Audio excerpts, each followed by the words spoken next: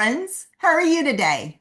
So, we are continuing our journey in the relationship intelligence framework as we walk through another component of the external piece. So, we talked on those first couple of days about the internal components of it, specifically related to our self intelligence, self awareness intelligence, as well as the interpersonal intelligence.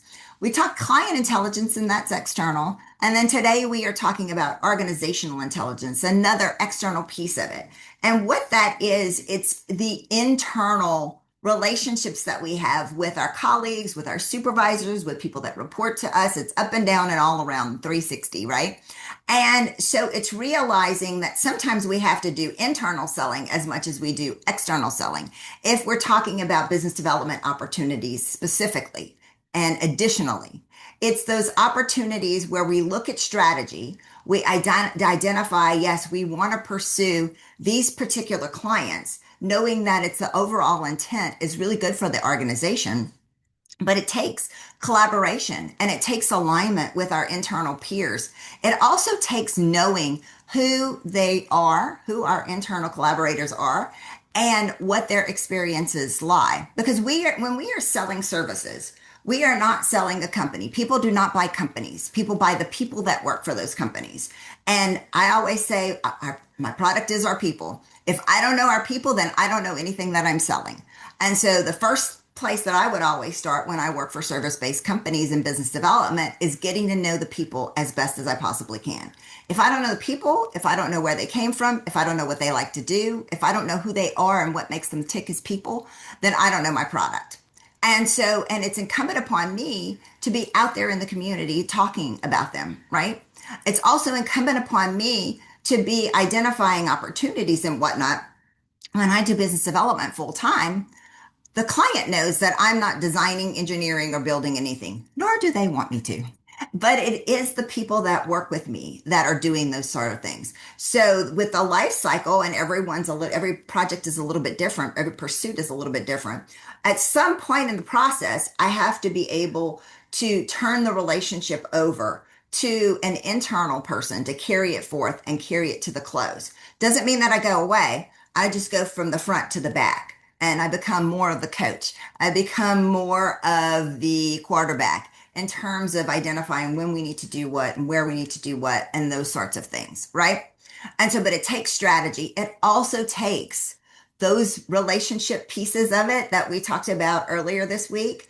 It takes those other components of it. Because if you don't have credibility and reliability and you don't have trust with your internal colleagues, then they're not going to want to work with you, or they're not going to believe that you can win this opportunity, or they're not going to believe that we have a really good shot at this, or this is a client that we really want to work for or work with, and those sorts of things.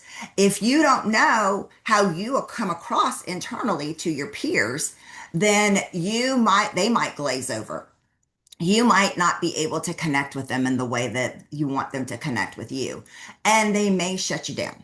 And so really those internal organizational intelligence components are a huge aspect of the relationship intelligence and how we get to it. The other partnership piece of it is realizing if we're going to get to client loyalty, I have to have a relationship internally with my colleagues that they don't feel like I'm a threat and it's a gotcha in terms of me continuing to talk to the client after we've actually sold the sale and the project is moving forward. They have to know that I am there in support of the relationship overall. And that won't happen if there's a threat, because let's just face it, it's so much easier to keep a client than it is to go get a new client. And client loyalty is massively important. But if we're doing all the doing part of the job, sometimes we forget to pop up and take care of the relationship. That's the role that someone that has a partnership with the operations team can play as the business development person, as that client relationship engagement person overall. But if you can only do that if there's trust between the two of you. Otherwise, it won't work. And it's so much easier to keep that client. That is business development too. Client retention is business development. And so, but you won't be able to do it if you're not internally selling within your organization. That's a huge piece of it.